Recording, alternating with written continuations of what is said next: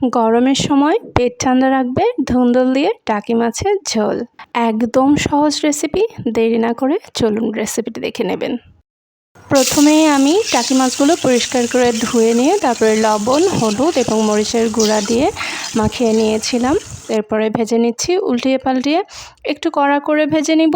আপনারা চাইলে কিন্তু হালকা করেও ভেজে নিতে পারেন। আমার মাছগুলো ভাজা হয়ে গেছে, এখন আমি মাছগুলো তুলে নিচ্ছি। আমি এখানে টাকি মাছ দিয়ে ধুন্দুলটা রান্না করছি, আপনারা চাইলে যে কোনো মাছ দিয়ে কিন্তু এই তরকারিটি রান্না করে নিতে পারেন। মশলার জন্য এখানে আমি নিয়েছি 2টা মাঝারি সাইজের পেঁয়াজ।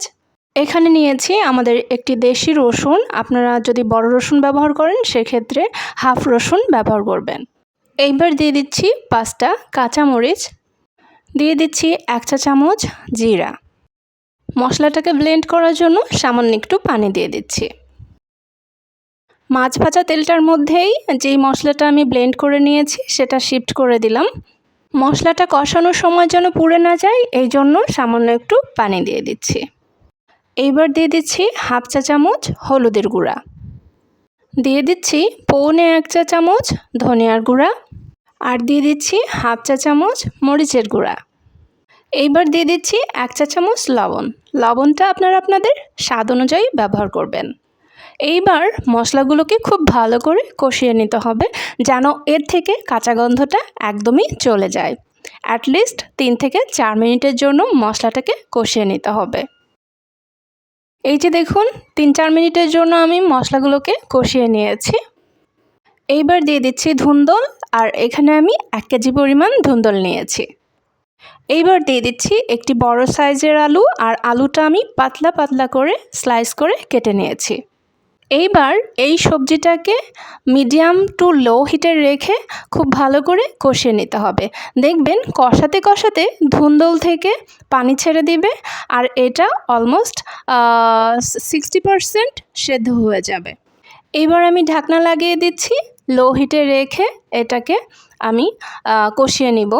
এই যে দেখুন আমি কিন্তু মিডিয়াম টু লো হিটে রেখেই ধুন্দুলটা কষিয়ে নিয়েছি, আর এটা মাঝে মাঝে আমি ঢাকনা খুলে নেড়ে দিয়েছি যেন নিচে পোড়া না লেগে যায়।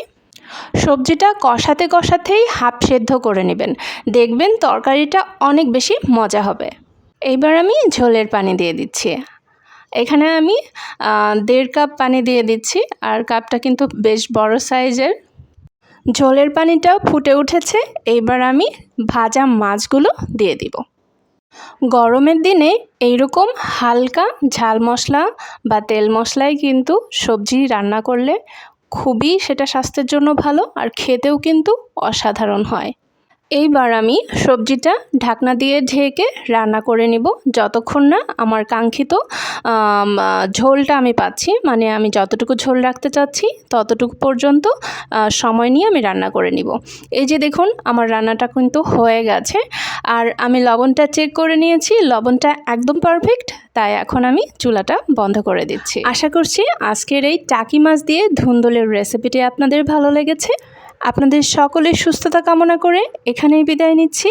আল্লাহ হাফেজ। আসসালামু আলাইকুম ওয়া রাহমাতুল্লাহ।